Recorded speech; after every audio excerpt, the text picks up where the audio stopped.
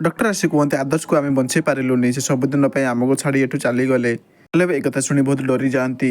ଏପଟେ ମାୟା ଗୃହ ଦେବତାଙ୍କୁ ଧରି ସେ ନଦୀଠକୁ ଯାଉଥିବେ, ଆଉ ସେଠି ଯାଇ ନାଉରିଆକୁ କହିବେ ଭାଇ ମୋତେ ଟିକେ ନେଇ ଚାଲ ମଝି ପାଖକୁ। ସେ ନାଉରିଆ ମାୟାକୁ ତାକୁ ନେଇଯିବେ। ତାର ମାୟା ଯାଇ କୁହନ୍ତି କ୍ଷମା କରିବେ ପ୍ରଭୁ, ମୁଁ ସାରା ଜୀବନ ମହାପାତ୍ର ଖାନଦାନର ଆଦର୍ଶ ବୋହୂ ହୋଇ ସେବା କଲି, ଆଉ ଆପଣ ମୋତେ ତାର ବହୁତ ଭଲ ପୁରସ୍କାର ଦେଲେ, ଆଉ ଏଣିକି ଆଉ ଜଣକୁ ପୂଜା କରିବା ମୋର ଯାହାର ସମ୍ଭବ ନୁହେଁ। ଆଉ ଦୁନିଆଟା କୌଣସି ଭଗବାନ ନାହାନ୍ତି ଏକଥା ମୁଁ ବୁଝିଗଲି। ଆଉ ଲୋକେ କୁହନ୍ତି ଏପଟେ ପଲ୍ଲବୀ ବିନୋଦକୁ କୁହନ୍ତି ସବୁ ସୁନା ଗହଣା ବିକିଦିଅ, ଏବେ ମୁଁ ଆସିଗଲିଣି, ତେଣୁ ଆପଣ ଏବେ କିଛି ବି ଚିନ୍ତା କରନ୍ତୁନି। ଯାଆନ୍ତୁ ଦାଦା, ସାନମା ଅପେକ୍ଷା କରିବା ପାଇଁ ଆମ ପାଖରେ କ'ଣ ସତରେ ସମୟ ଅଛି?